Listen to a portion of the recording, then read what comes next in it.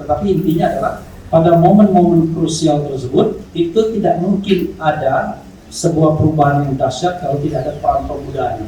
Karena pemuda lah yang biasanya nggak ada pikiran. Maksudnya nggak ada pikiran itu dia nggak berhitung. Orang tua kan berhitung, aduh masih ada anak, masih ada istri, masih ada utang, kira-kira begitu ya. Kalau pemuda kan nggak mikir gitu. Apalagi baru putus cinta, wah tambah nekat ya.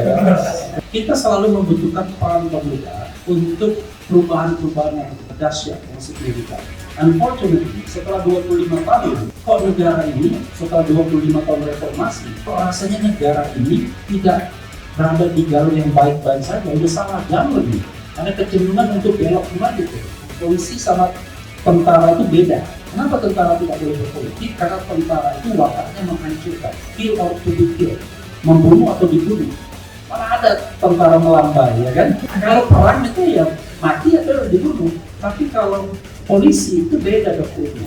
Doktrinnya adalah melindungi dan mengayomi masyarakat. Maka polisi itu nembaknya ke atas dulu, ya kan?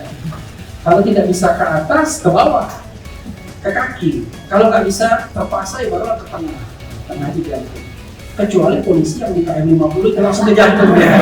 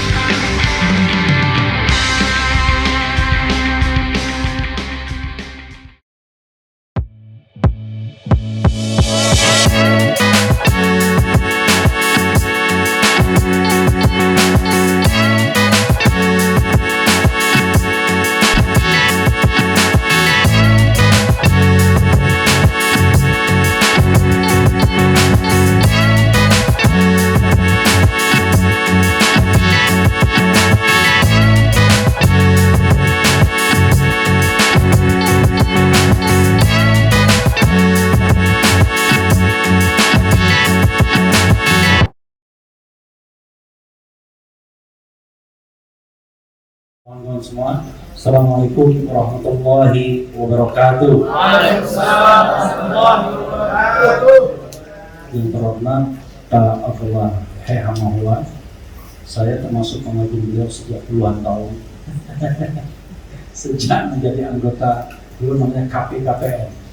KPKPN itu adalah Komisi Pemeriksa Kekayaan Penyelenggara Negara. Unfortunately, dibubarkan karena makin kuat. Biasanya begitu ya, makin kuat dibubarkan biasanya. Pokoknya siapapun yang lurus di negeri ini pasti dipecat. Alhamdulillah ya. kita tidak ikut rezim yang zalim ya. Alhamdulillah. Juga rekan saya Ubedillah Badrun yang tadi didoakan oleh calon ahli surga Pak Abdullah Hehamahwa jadi Menteri Pendidikan dan Kebudayaan. Biasanya saya nolak kalau orang mengatakan calon ini calon itu karena nanti takutnya berpamrih. Tapi kalau yang mendoakan ahli surga boleh lah kira-kira. Juga pengurus FKN Forum Kedaulatan Negara ya. Dan juga tentu yang tidak ketinggalan pengurus pesantren Fatimah Az-Zahra ya, Fatimah Az-Zahra. Saya ingat cerita tentang Fatimah Az-Zahra itu ketika Rasulullah mau meninggal, dia sedih, menangis, tapi setelah itu senyum karena dibilang bahwa dia akan menjadi orang pertama yang menjumpai Rasulullah. Luar biasa. Kalau kita udah ketakutan, dia bilang mau meninggal itu udah ketakutan kita. tersenyum ya. Fatimah Zahra kalau tidak salah meninggalnya di bawah usia 30 tahun ya. Usia yang sangat muda sekali. Tapi beliau meninggalkan dua orang yang ditahbiskan sebagai pemimpin kaum muda di surga katanya, yaitu Imam Hasan dan Imam Husain.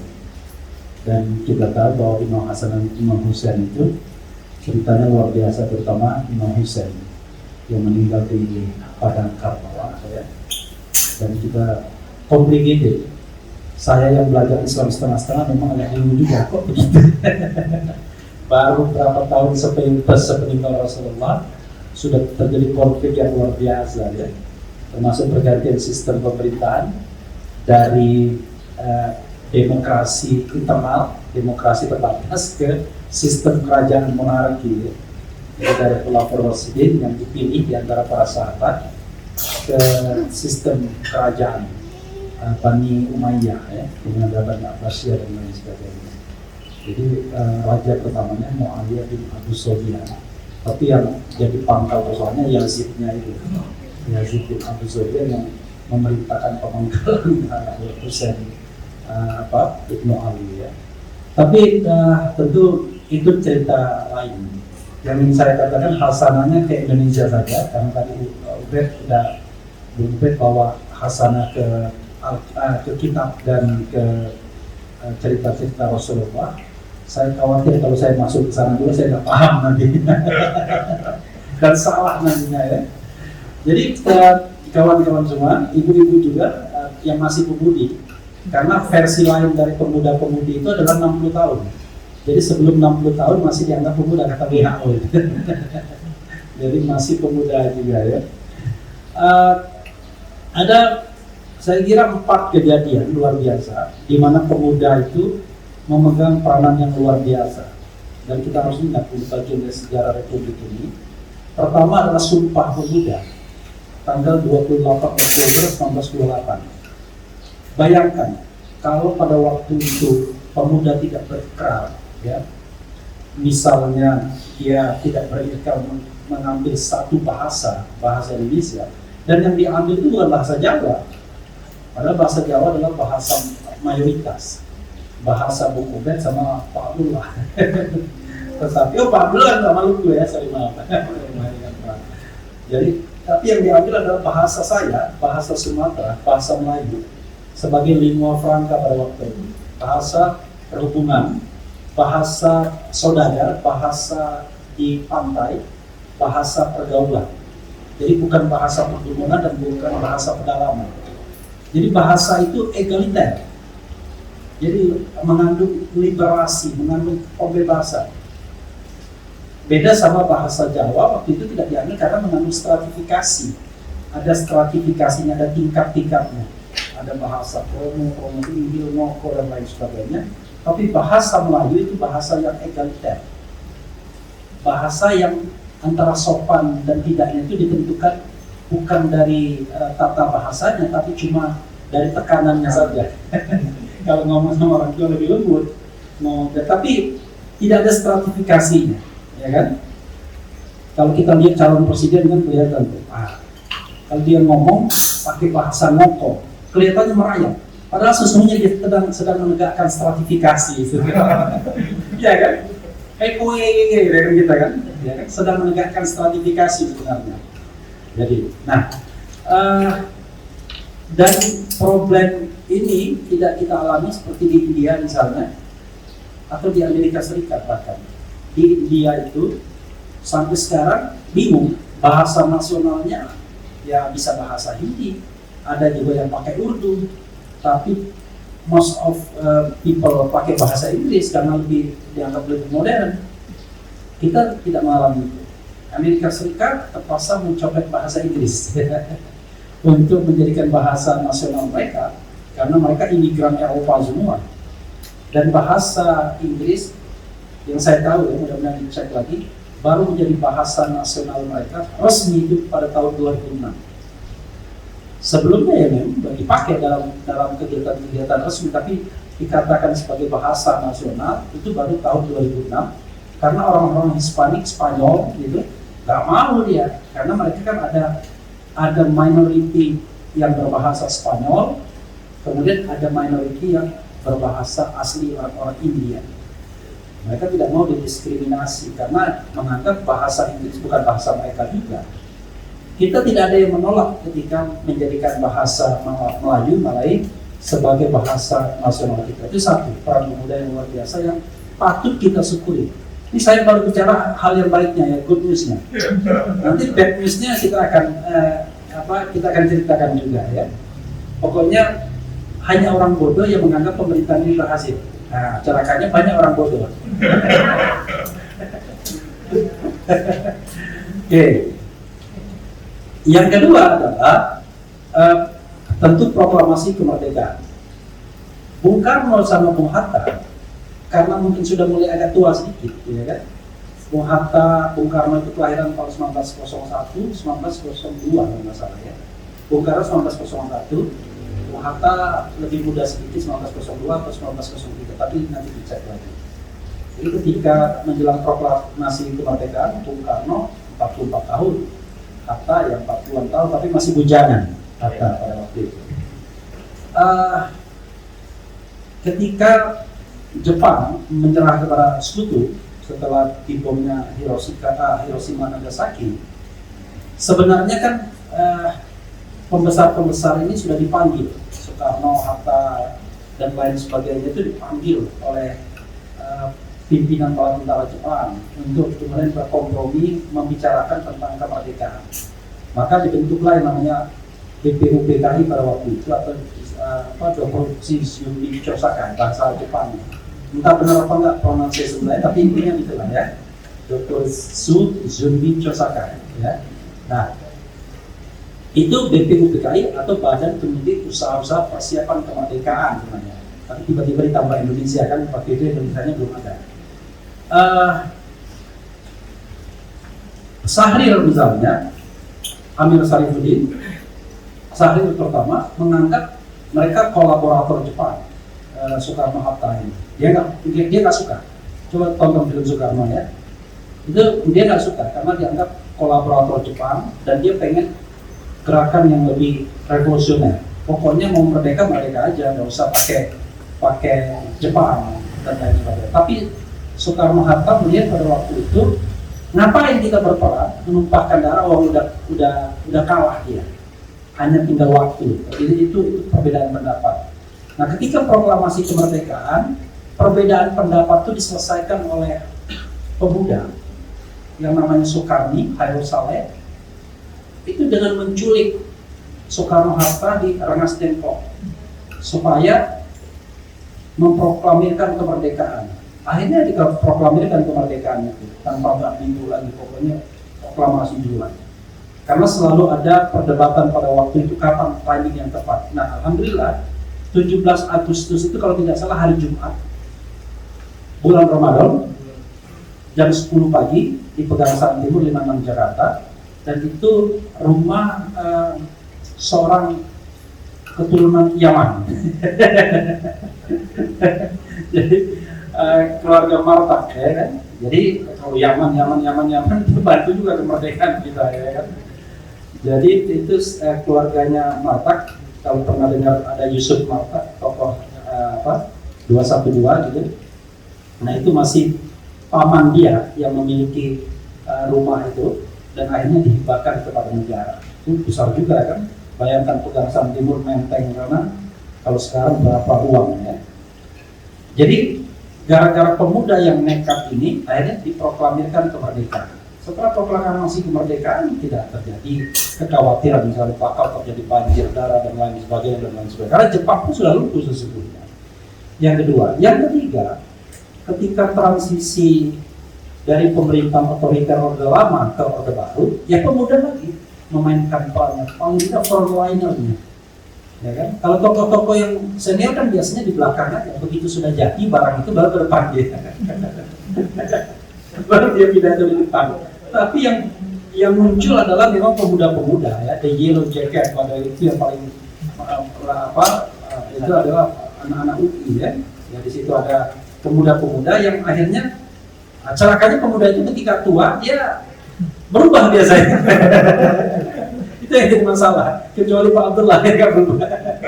Dulu ada pemuda-pemuda kan ngetop sekali kan, Kosmas Batubara ya, pernah Akbar Tanjung gitu, macam-macam, Nur Makarim, apalagi ada yang meninggal bahkan, pahlawan negara Rahman, Arif Rahman Hakim ya. Jadi mereka adalah tokoh-tokoh yang menggerakkan demonstrasi untuk menjatuhkan Soekarno, pemerintah otoritarian Soekarno yang dekat dengan komunis, Partai Komunis Indonesia. Dulu PKI itu nomor 3 di dunia, bayangkan, setelah Uni Soviet, ya, Soviet Union, RRC dan Indonesia. Tapi cepat sekali hancurnya PKI tersebut. Jadi kalau tidak diridhoi oleh Allah Subhanahu wa Ta'ala, walaupun besar tapi mudah dijatuhkan. Apalagi kalau kecil ya orangnya, itu lebih mudah juga dijatuhkan harusnya. Saya tidak ngomong tentang pemerintahan, saya ngomong yang lain. Saya ngomong tentang pertandingan tinju. Kemudian yang keempat adalah ketika reformasi 21 Mei 1998. Lagi-lagi pemuda yang mempelopori. Kita tahu mahasiswa itu ngepung DPR, tidur di sana, kemudian akhirnya menyerah juga. Harmoko yang tadinya sangat daihat dengan pemerintah Orde Baru, tiba-tiba sadar dia setelah dipaksa tadi untuk meminta Pak Harto mengundurkan diri. Akhirnya Pak Harto mengundurkan diri. Ya, tentu selalu banyak cerita pro dan kontra setelah itu. Tetapi intinya adalah pada momen-momen krusial tersebut itu tidak mungkin ada sebuah perubahan yang dahsyat kalau tidak ada peran pemudanya. Karena pemuda lah yang biasanya nggak ada pikiran, ya kan? Maksudnya nggak ada pikiran itu dia nggak berhitung, ya kan? Orang tua kan berhitung, waduh masih ada anak, masih ada istri, masih ada utang, kira-kira begitu ya. Kalau pemuda kan nggak mikir gitu, apalagi kalau putus cinta, wah tambah nekat ya, kan? Nggak mikir lagi dia langsung dia. Nah, apa yang ingin saya katakan bahwa kita selalu membutuhkan peran pemuda untuk perubahan-perubahan yang dahsyat, yang signifikan. Unfortunately, setelah 25 tahun, kok negara ini, setelah 25 tahun reformasi, kok rasanya negara ini tidak berada di jalur yang baik-baik saja, udah salah jalur nih, ya kan? Ada kecenderungan untuk belok kembali tuh, seperti pada kondisi yang kita kritik semua, contoh misalnya KKN. Alasan adanya reformasi adalah kita ingin memberantas KKN. Alhamdulillah, makin banyak KKN sekarang, ya kan? Terjadi demokratisasi KKN. Kalau dulu KKN hanya di seputar istana, kan? Di seputar kekuasaan Soeharto saja, tapi sekarang KKN dari Sabang sampai Merauke, terjajar para koruptor, kira-kira begitu, ya kan?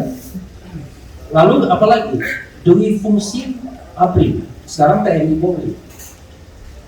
TNI agak disiplin sedikit, walaupun kemarin turun-turunnya baliho juga, tetapi itu satu orang saja, tapi tidak perilaku institusi gitu ya. Tetapi temannya yang dipisahkan untuk adanya sivilisasi di dalam proses bernegara kan, karena itu kan sipil sesungguhnya. Sipil yang dipersenjatai. Jadi polisi sama tentara itu beda. Kenapa tentara tidak boleh berpolitik? Karena tentara itu wataknya menghancurkan, ya, kill or to be killed, membunuh atau dibunuh. Mana ada tentara melambai, ya kan? Kalau perang itu ya mati atau dibunuh, nggak ada dia. Tapi kalau polisi itu beda doktrinnya. Doktrinnya adalah melindungi dan mengayomi masyarakat.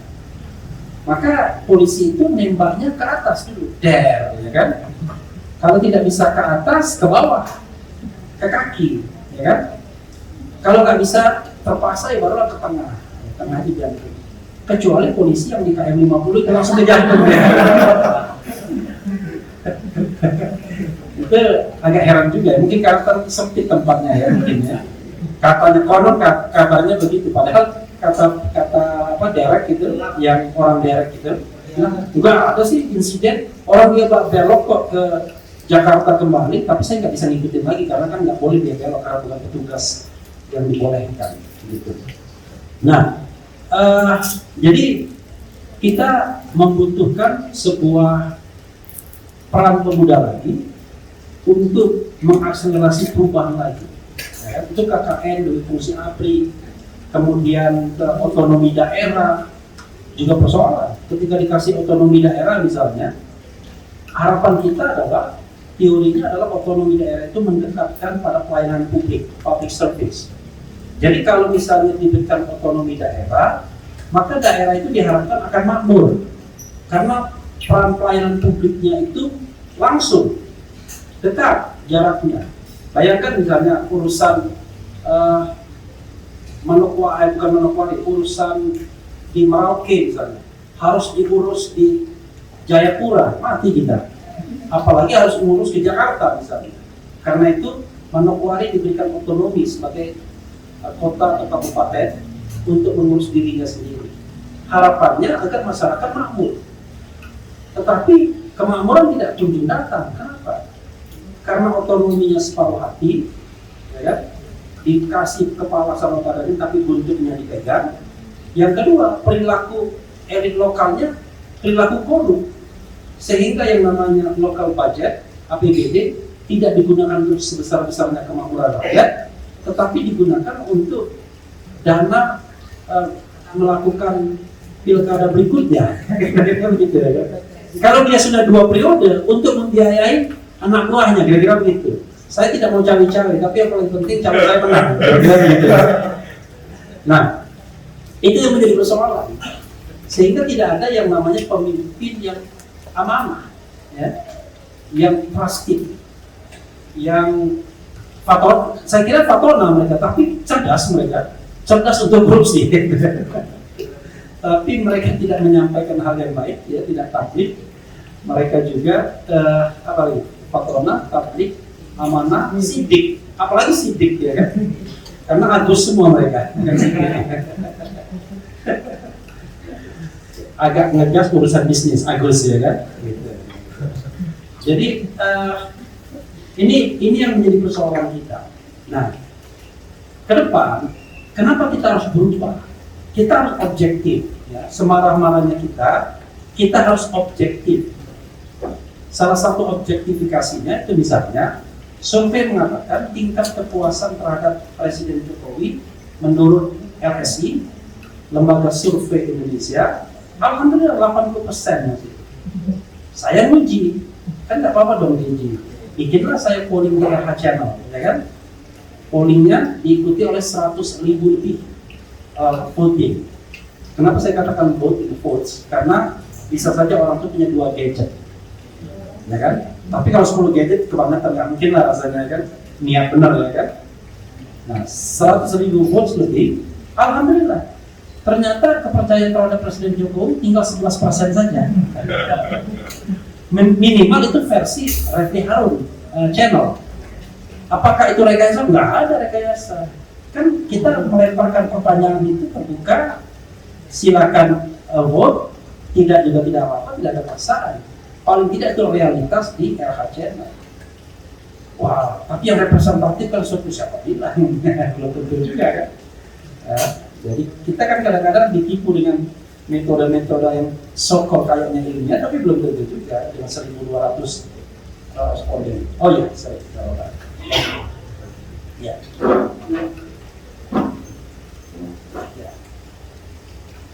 Selamat jalan, Kang Ubed, ya. Kang Ubed akan datang pada provokasi berikutnya. Jadi dengan 1.200 responden, dengan 1.250 responden, dan kita dipaksa untuk mengatakan itu adalah metode ilmiah. Maka saya mengatakan, vote saya 100.000 lebih. Anda bilang nggak ilmiah, nggak apa-apa. Yang penting saya tunjukkan ini vote-nya 100.000 lebih. Dalam jangka waktu berapa? 24 jam saja. 24 jam saja, itu 100.000 lebih. Nah, jadi kenapa kemudian pemerintah ini paling tidak menurut versi RH Channel tidak bisa dipercaya? Maka marilah kita bicara tentang beberapa indikator biar kita enak.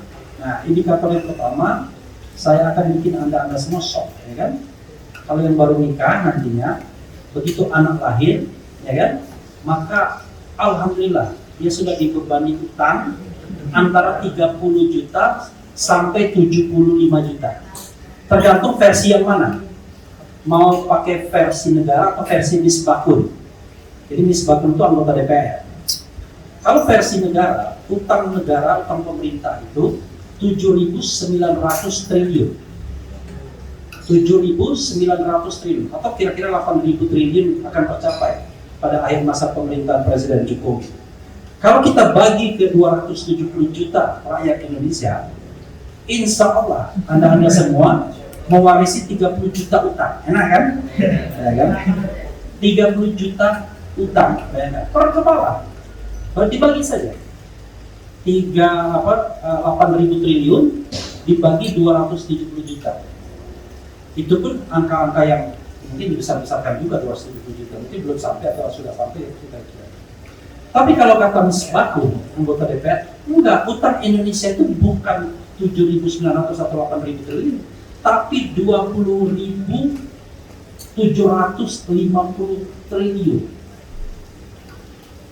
Hampir 3 kali lipat dari angka itu. Kenapa? Dia menghitungnya dari 3 komponen.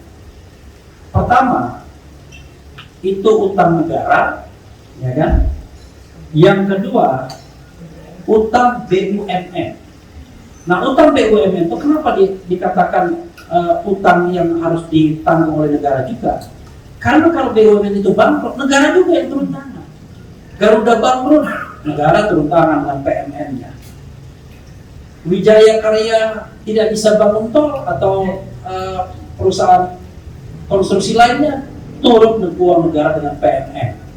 Kereta cepat hampir mangkrak, turun dengan penyertaan modal negara dan lain sebagainya. Jadi tidak mungkin Pertamina bangkrut misalnya, nggak mungkin dibiarkan. Karena itu kalau dihitung dengan utang BUMN itu 8.500 triliun kurang lebih. Alhamdulillah itu utang yang terjadi pada 2 tahun saja, yaitu 2021 dan 2022. Keren kan pemerintahan kita kan? Ya kan? Pada masa pemerintahan SBY, utang kita cuma 3.000 triliun. Dengan masa pemerintahan Jokowi yang hampir selesai ini, dia tingkatkan utang kita. Dari 3.000 ke hampir 8.000 triliun. Keren kan? Nah, 2 kali lipat ya. Berarti percepatan utangnya luar biasa ya. Itu namanya akselerasi. Nah, itu komponen yang kedua utang. Komponen ketiga, itu ada yang namanya uang jaminan asuransi hari tua bagi ASN, TNI, dan Polri. Itu jumlahnya 4.500 triliun. Maka kalau ditambah-tambahkan, ya 20.000 triliun. Tahu berapa PDB Indonesia? PDB itu produk domestik bruto atau GDP, Gross Domestic Product, yaitu semua produk barang dan jasa yang bisa dinilai dengan uang. Kira-kira antara 19.000 triliun sampai 20.000 triliun. Artinya kalau pakai versinya Misbakun, utang negara itu sudah sama dengan GDP. Padahal menurut teori ekonomi, mudah-mudahan saya nggak salah, saya teori ekonomi, maksimal itu 60% saja bolehnya dari GDP itu masih aman. Jadi kita udah kelolok, hitungannya sudah kelolok. APBN kita kira-kira 3.000 triliun APBN kita, ya, APBN kita itu untuk bayar utang antara 800 sampai 1.000 triliun. Bayangkan, hampir sepertiga hanya untuk bayar utang. Jadi utang itu terdiri dari 2 komponen, bunga utang sama pokok utang. Kalau kita pakai hukum riba, masuk neraka semua kita. karena bayar bunganya sendiri itu 400 triliun sendiri. 400 lebih ya. Tuh, 441 triliun hanya untuk bunganya doang. Sisanya pokok. Berapa kalau pokoknya? Berapa? Pokoknya intinya adalah antara 800 sampai 1.000. Karena angka-angka seperti itu kadang-kadang ada versi yang berbeda, tapi kurang lebih range-nya di 800 sampai 1.000 triliun. Bayangkan, ini yang saya bilang bukan good news tapi bad news. Dan saya nggak mengada-ngada, ini angka-angka yang tidak bisa ditolak, ya kan? pembangunan infrastruktur hebat. Baca Agus Pambagio, nonton yang viral ketika diinterview oleh aktor Faisal. Iya katanya, tapi dia menceritakan bagaimana mangkaknya Kertajati, bagaimana mangkaknya Patimban, bagaimana mangkaknya kereta cepat dan lain sebagainya. Semua itu jadi beban negara. Misalnya pelabuhan udara Kertajati, nggak ada pesawat yang mau mendarat di sana, ya kan? Kemarin dipaksa, terakhir Citylink, akhirnya nggak kuat juga. Siapa yang mau naik pesawat ke sana kalau cuma penumpangnya 4-5 gitu? Akhirnya nyerah juga dia. Padahal itu dibangun pada era pemerintahan Jokowi dan biaya pemeliharaannya miliaran berbulan. Emang nggak butuh pemeliharaan, air, listrik, pegawai-pegawai dan lain sebagainya, pemeliharaan fasilitas dan lain sebagainya. Jadi banyak proyek-proyek mubazir yang akhirnya ya tadi jor-joran. Pertanyaannya adalah mungkin saja Jokowi tidak salah, mungkin ya, kan mungkin salah, mungkin tidak, ya kan, namanya manusia kan. Tapi yang jelas penunggang gelapnya banyak kali. Kenapa? Begitu lihat proyek yang triliunan begini, penunggang gelapnya banyak sekali. Dan alhamdulillah, penunggang gelapnya orang-orang pemerintahan juga biasanya kan begitu kan. Orang-orang, jadi kalau Umar bin Khattab marah dengan gubernurnya karena berdagang, ada gubernur yang bilang kami berdagang di luar jam kerja, ya kan? Insya Allah penguasa ini berdagangnya di dalam jam kerja juga ya. Bila perlu dibawa ke rapat kabinet, ya kan? Soal dagangannya. Dagangan terakhir yang lagi hot-hotnya ini jual pasir, ya. Bukan butir-butir pasir di laut. Itu dulu ada sandiwara radio yang mungkin episodenya ribuan episode yang anak-anak nggak tahu ya. Tapi ibu-ibu mungkin perhatian itu butir-butir pasir di laut ya.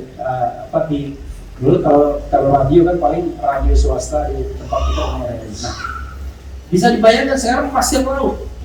Saya dapat isu, tapi nggak berani saya omongkan karena isu belum tentu benar kan. Pemainnya menteri, ya kan. Yang kedua pengusaha yang biasa selalu dekat oligarki lah, yang dekat dengan kekuasaan siapapun. Satunya lagi yang ono ya, yang biasa pokoknya ikut cawe-cawe terus, ya kan.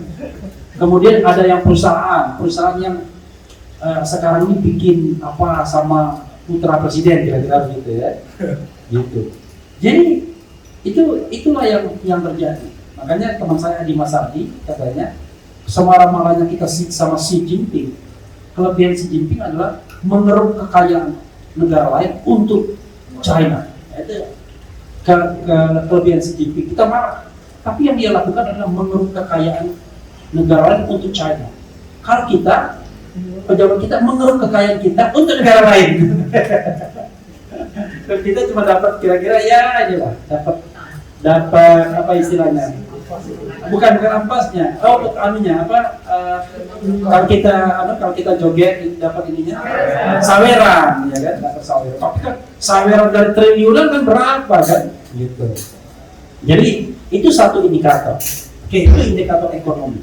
Bagaimana kalau kita bicara indikator korupsi misalnya? Tadi Ubed sudah mengatakan angka kita itu belum pernah bisa lepas dari negara korup, bayangkan. Tersinggung kita misalnya, bayangkan berapa jemaah haji yang kita kirimkan dalam 1 tahun. Itu pun ngantrinya sampai 20 tahun, 30 tahun ke depan. Bayangkan. Berapa jemaah umroh yang kita kirimkan, ya kan? Kemudian sehebat apa calon-calon presiden mau menegakkan simbol-simbol keagamaan supaya dipilih, ya kan? Biasanya kan haji jarang dipakai, tapi begitu mau pemilihan presiden, haji A, haji B, haji C, semua dipakai haji haja. Tapi negara kita masih negara korup. Kan tersinggung kita sebagai mayoritas Islam, umat Islam di dunia. Kita belum pernah lepas sebagai negara korup. Jadi angkanya adalah indeks persepsi korupsi yang dibikin Transparansi Internasional itu 0 sampai 25 negara sangat korup. Alhamdulillah kita sudah lepas dari itu, ya kan? Pernah kita masuk negara sangat korup. 25 ke atas sampai 50 negara korup. 50 ke atas sampai 75 negara bersih. 75 ke atas sangat bersih. Nah, yang sangat bersih tetangga kita Singapura.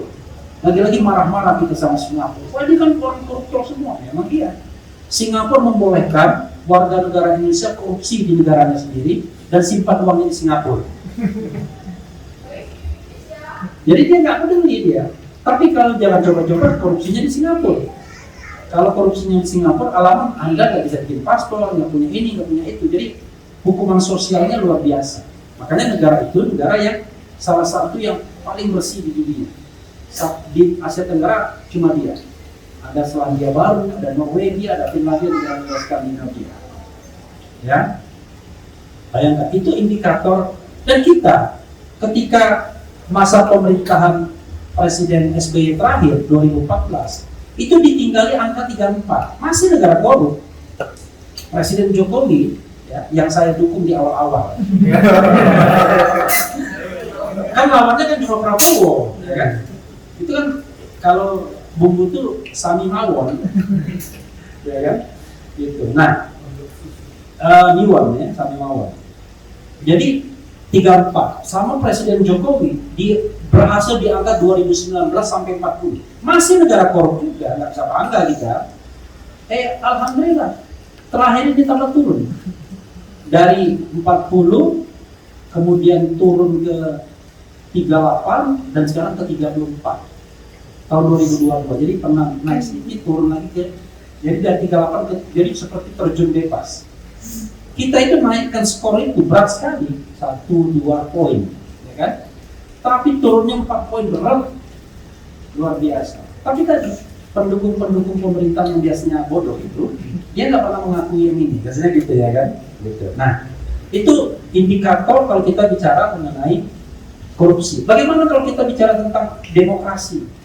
Demokrasi begitu juga. Menurut Freedom House yang biasa mengukur indeks kebebasan, ya kan? Indeks kebebasan suatu negara terdiri dari 2 komponen, civil liberties, kebebasan sipil, dan political right, hak-hak politik. Alhamdulillah, angka kita turun juga, lebih turun dari warisan masa pemerintahan SBY. Masa pemerintahan SBY terakhir itu 63 skornya, kita 59 sekarang. Wah, berarti 59 masih lulus? Iya, lulus dari kemelut sedikit di atas sedikit. Karena kalau di bawah 50 negara kita sudah otoriter, sudah negara yang tidak lagi demokratis. 59 itu alarm, dan itu membuat negara kita bukan negara bebas lagi, tapi public free, negara separuh bebas. 59 angka. Jadi indikator-indikator seperti itu menunjukkan bahwa pemerintahan tidak berhasil. Belum lagi kemudian misalnya kita bicara tentang diterapkannya presidensial threshold. Jelas-jelas itu untuk menghalang-halangi calon-calon baik bisa dicalonkan. Maka terjadilah tragedi. Anda yakin Anies Baswedan bisa nyalon? Belum tentu. Kalau dia dicopet, nanti Demokratnya nggak bisa nyalon karena 20% tersebut. Skenario istana, 2 calon saja katanya. Kalau 2 calon semua all president min, karena men itu tunggal min itu jamak. Kalau all president min, maka kita harus bersabar sebagai umat Islam. Kalau Tuhan sedang menguji kita lagi. Kalau Pak Abdullah sudah terlatih kesabarannya, mungkin anak-anak muda seperti kalian belum terlatih kesabarannya. Tapi justru kita membutuhkan anak muda yang tidak sabar. Kalau anak muda yang sabar, berat kita ya kan? Ditindas orang diam saja, dizalimi diam saja, nggak pernah protes dan lain sebagainya. Jadi semua indikator itu menunjukkan bahwa nggak berhasil. Oke, ada satu klaim yang mengatakan bahwa lihat dong pembangunan infrastruktur, jalan, ya kan? Ternyata setelah dicek, banyakkan SBY membangun jalan dibandingkan pemerintah sekarang. Tapi jalan tol lebih banyak, iya, lebih panjang. Tapi outcome dari jalan tol itu apa? Misalnya apakah dia akan membuat harga barang dan jasa lebih murah kepada end user, konsumen terakhir? Ternyata tidak. Lalu ngapain? Kita punya jalan tol ternyata memperbesar kue oligarki. Jadi pengusaha mau sambil senyum-senyum ngomong skill ke saya, ya kita kan pengen keuntungan yang lebih besar. Jadi kalau misalnya tanpa jalan tol keuntungan mereka, katakanlah misalnya keuntungan mereka 6 misalnya. Dengan jalan tol mereka berharap keuntungan mereka 8. Harga ke konsumen tidak turun, bahkan naik karena menyesuaikan inflasi, kan begitu. Sementara beberapa produk itu ada yang monopoli, ada yang oligopoli, ada duopoli. Jadi kalau dia monopoli ya kita sudah nggak usah bilang. Monopoli kan terserah semau-maunya dia saja. Tapi kalau duopoli ya tergantung kesepakatan. Tapi oligopoli bisa. Contoh oligopoli itu bahkan duopoli berapa jangan-jangan. Itu yang namanya cellular phone. Itu sebentar lagi diintegrasikan semua. Kan Telkomsel itu terlalu besar kan? Anunya. Nomor 1 Telkomsel, nomor 2 Telkomsel, nomor 3 Telkomsel, nomor 4 baru XL, baru kemudian Indosat. Nah, XL sudah merger dengan Tri kalau tidak salah. Nanti Indosat akan ngambil juga dan akhirnya pemain seluruh di Indonesia cuma 3. Kalau 3 berarti oligopoli. Kalau oligopoli ya dia bisa bentuk struktur harga semau-maunya.